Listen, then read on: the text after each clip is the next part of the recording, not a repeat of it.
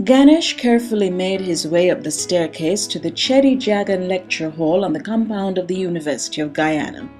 He had only a few minutes to spare but was eager to update us on recent developments in his life. 2 years ago, we introduced you to Ganesh. He told us how he lost his vision to glaucoma and the struggles encountered, but his involvement in blind cricket saved him and propelled him out of the depths of despair. Today, Ganesh has another story of triumph over adversity in that he's fulfilling one of his dreams, that of attending a tertiary institution. His dream became a reality when he enrolled in the University of Guyana in September of 2012. About it, I always wanted to go UG, but after I got blind, I wasn't able to do my accounts, which was my main objective, to be a chartered accountant. So after I come out and everything else, I just said, you know what, UG is the only other option. But until maybe 2008, that is when I really thought that maybe I am in a position that, you know what, I could tackle university now. But for some reason, it never happened until last year. I started psychology, and I just quit after one because I was bored. And now I'm here at UG. I decided to apply, and I got through. So how has it been?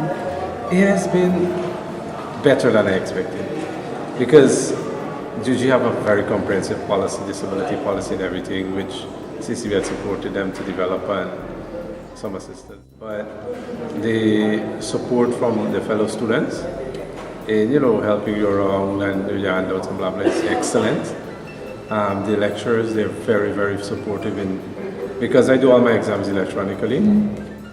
So I have no problem with accessing information.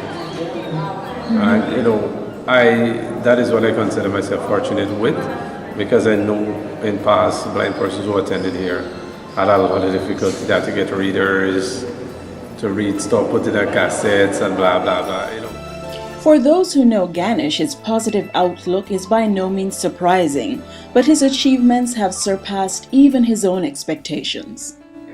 I tell people how I consider blindness a blessing, honestly, because what I've done, what I've achieved, and the influence that I have, everything and stuff, meeting people, knowing people, traveling all over the place, I don't think I would have achieved all of that if I wasn't blind.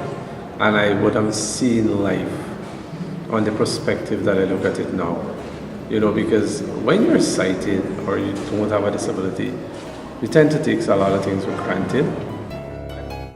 A project spearheaded by Ganesh got off the ground in January of 2013, that of helping blind and visually impaired young people prepare for examinations from the Caribbean Examinations Council. Because we saw the potential in a lot of them, and we know that there were others out there that wanted to do this, and that's how the project really came out. It's very satisfying to see the transition of some of the students. Do you find that, based on your personal experience and what you went through, that you've been able to motivate them even more? Definitely, because I relate well to a lot of these individuals, because I lost my sight around right this CXC time, and I always count myself blessed to have the opportunity to write CXC before I got blind, because I don't know what my future would have been like. And it is with that sense of determination that Ganesh continues to move ahead, loving life and always seeing his blindness as his blessing.